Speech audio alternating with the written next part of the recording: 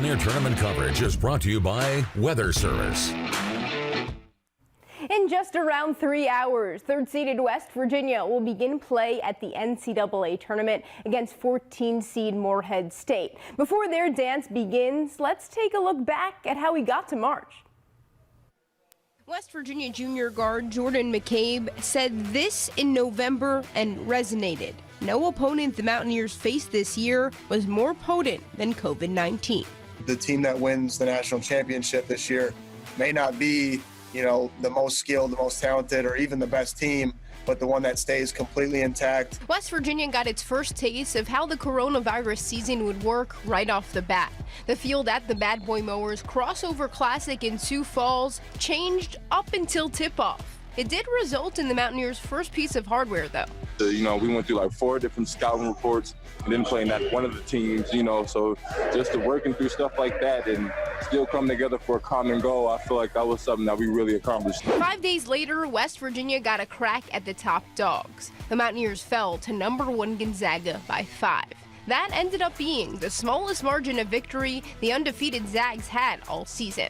I wanted to test our guys, see where we are, and we're every bit as good as they are if we just don't do dumb things.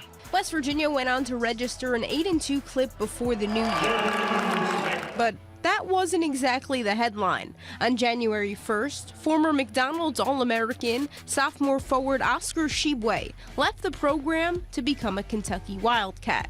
While people may have thought the sky was falling in Morgantown, head coach Bob Huggins didn't. Did it catch me by surprise? No. What do we do going forward? We're going to win more games. A 4-point loss at Oklahoma followed. However, not all bad came out of Norman. Fairmont's own Jalen Bridges scored 19 points in his first collegiate start, a role he kept for the remainder of the season. I wish it could have been under better circumstances, but you always got to be ready to step in there and produce. COVID sidelined the Mountaineers for 2 weeks in mid-January. In their return, they registered 5 consecutive Big 12 wins. Cardboard cutouts became people, and their offense exploded in their new 4-out-1-in style. West Virginia's 77 points a game ranked second in the Big 12 this season. Now we're just playing kind of a different style on offense. It's opened a lot of, different looks for guys and just playing with more freedom.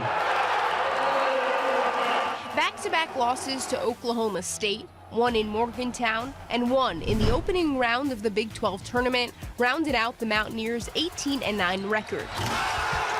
After a week to recoup, they headed off to the bubble in Indianapolis. The 2020 NCAA tournament did not happen. Tonight, it's time to dance. Growing up, it's been one of my biggest dreams to play in March Madness. Obviously, it's a little different this year, but nonetheless, I'm still happy to be here. Well, I hope you got your dancing shoes ready. Going to be hopefully a good night for the Mountaineers. And if your bracket is still perfect, all the power to you.